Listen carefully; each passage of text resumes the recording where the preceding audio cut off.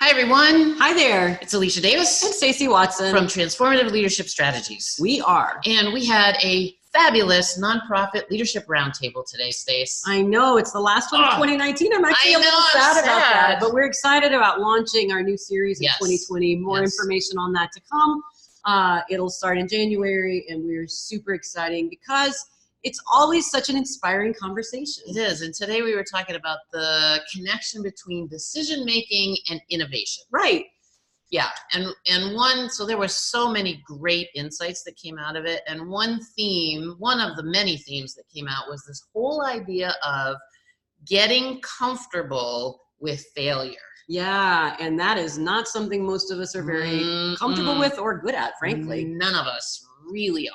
Yes, unless we've taught ourselves to be. That's right. And there was also really interesting observation that you have to kind of find that within yourself before you can bring it into your organization. For sure. So it's really promoting this idea that it's okay if I make a mistake. In fact, I'll never change, or I'll never move forward or be innovative or any of those things that we all say we want to be able to do if we're not willing to sometimes have it not work out. Well, yeah, and so we have a handout always, and one of the quotes that we have on our handout, which will be in the little box there, is from Tim Cook, who you know is the CEO at Apple, right? And he says, "We take risks knowing that risks will sometimes result in failure. But without the possibility of failure, there is no possibility of success." Yeah, it's always that, you know, the black and white, the warm and cold, right? You can't know one without understanding the other. It's the yin and the yang. Exactly. And so one of the participants talked about having a sort of a celebration of failure. Yes, she was actually talking about, like, so when we talk about culture, right? So if you're in a culture where failure is frowned upon, or even worse, there's retribution that happens, consequences that happen that are negative, people are just not, they're not going to be able to be creative and open. So her game that actually literally she just started changing was, in the middle of a meeting, if somebody said that they failed at something, people clapped. They're like, "Yay, go failure." And she said it really made a huge difference in people's tolerance and then more and more acceptance that failure was okay. You need it.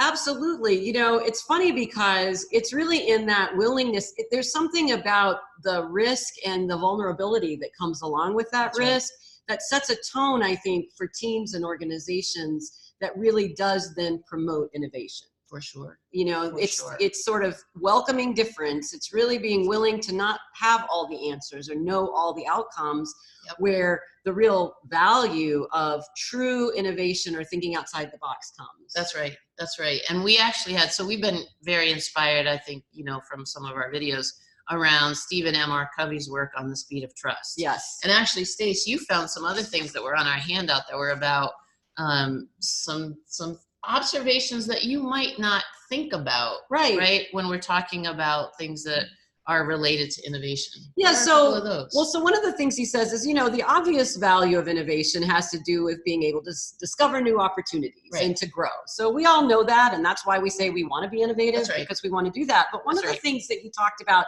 that is maybe not so obvious is really the ability to leverage differences in a new way, that you really can drive creativity, synergy, and there's sort of the heart of innovation.